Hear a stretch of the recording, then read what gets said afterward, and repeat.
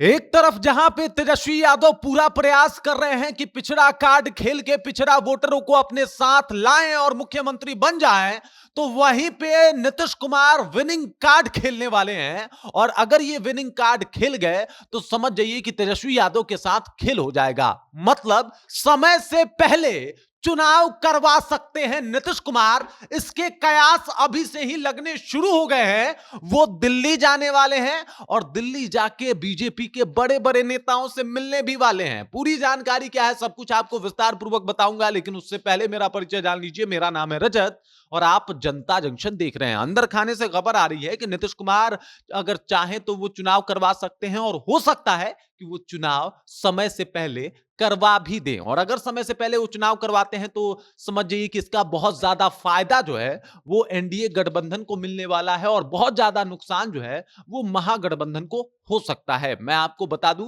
कि नीतीश कुमार जो है अब दिल्ली जाने वाले हैं। वहां पे माना जा रहा है कि वो प्रधानमंत्री नरेंद्र मोदी के साथ साथ जेपी नड्डा और अमित शाह से भी मिलने वाले हैं। और अगर ऐसा होता है और इसके ऊपर मुहर लग जाती है कि समय से पहले चुनाव करवा दिया जाए, तो उसकी तिथि भी निर्धारित कर दी गई है कि भाई मई या जून में जो है एकदम से चुनाव करवा देना है। और अगर मई जून में चुनाव हुआ तो समझिए कि यह बड़ा मुसीबत साबित होगा तेजस्वी यादव के लिए। अब तेजस्वी यादव के लिए कैसे मुसीबत साबित होगा, सबसे पहले यह बता देता हूं आपको। तो एक सी वोटर सर्वे आया। सर्वे में पाया गया कि इस बार जो है अभी के अगर हालिया परिदृश्य में चुनाव होता है तो यहां पे एनडीए की स्थिति मजबूत देखी जा रही है। मतलब वोट प्रतिशतता बढ़ गई है। और अगर अभी चुनाव होगा तो अलग ही माहौल होगा। मोदी का मैजिक अभी भी बरकरार है बिहार में। और नीतीश कुमार जो थोड़े से कमजोर दिखाई दे रहे हैं उनको सपोर्ट कर दे रहे हैं चिराग पासवान। और अगर चिराग पासवान और नरेंद्र मोदी का मैजिक जादू बिहार में चल जाएगा तो अगर चुनाव हुआ तो इसमें खासा नुकसान तेजस्वी यादव को भुगतना पड़ जाएगा।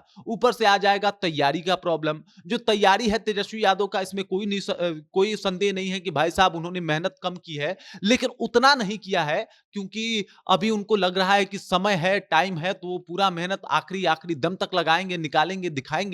लेकिन अगर समय से पहले चुनाव होता है तो तेजस्वी यादव का वो जो मेहनत जो अभी करने के लिए वो एकदम डिसाइड कर रहे हैं कि कैसे करना है, कैसे एग्जीक्यूट करना है, कैसे इसको जनता के बीच में पहुंचाना है, वो सारा जो ब्लूप्रिंट है वो उनके पास ही धरा का धरा रह जाएगा। वो लोगों तक पहुंच ही नहीं पाएगा।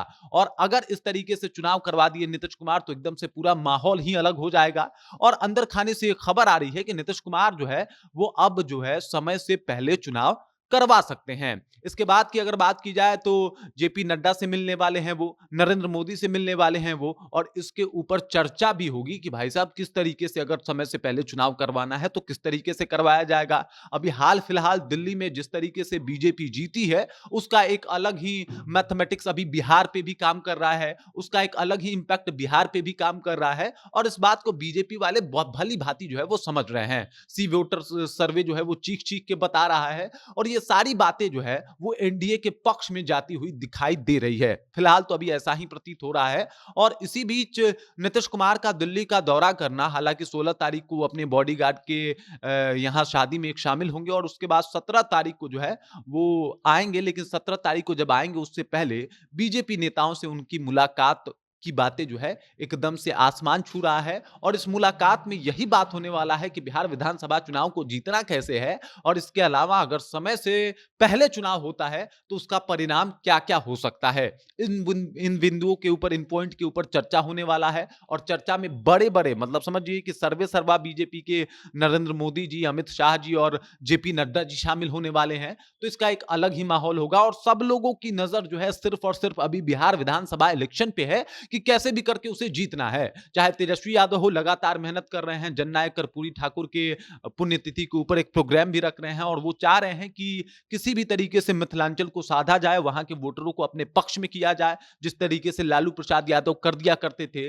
और अगर इसको करने में वो कामयाब हो जाएंगे तो मुख्यमंत्री बन जाएंगे। लेकिन अगर समय से पहले चुनाव हो गया तो देखना यह होगा कि वो इंपैक्ट जो डालना चाहते हैं तेजस्वी यादव वो डाल पाते हैं कि नहीं पाते हैं। मतलब मतलब वो जिस तरीके से पिछड़ा कार्ड खेल रहे हैं, अगर नीतीश का विनिंग कार्ड, विनिंग पत्ता उनके सामने फेंका गया तो उसको संभाल पाते हैं कि नहीं संभाल पाते तेजस्वी यादव, ये बड़ा सवाल रहेगा। राजनीति में कई तरीके के माहौल बनते हैं। बिहार विधानसभा चुनाव जो है वो काफी करीब है, अगर समय से पहले चुनाव ना भी हो तो, और उसको लेके बीजेपी जो है वो तो कमर कस चुकी है। बीजेपी को पता है कि अभी वो किस तरीके से पावरफुल है बिहार में। उसको ये भी बात पता है कि अब सबको पता है कि सीधा टक्कर जो है वो आरजेडी का बीजेपी से ही है। नीतीश कुमार साथी जरूर हैं, लेकिन टकराव जो है वो बीजेपी से ही है, और बीजेपी अपना पूरा वो ब्लूप्रिंट जो कहा जाता है, जिस तर्ज पे वो चुनाव लड़ती है, वो उसका तैयार है। उसे किस तरीके से चुनाव लड़ना है वो तैयार है। अब देखना यह है कि जब परिचर्चा होगी, जब नीतीश कुमार बातचीत करेंगे,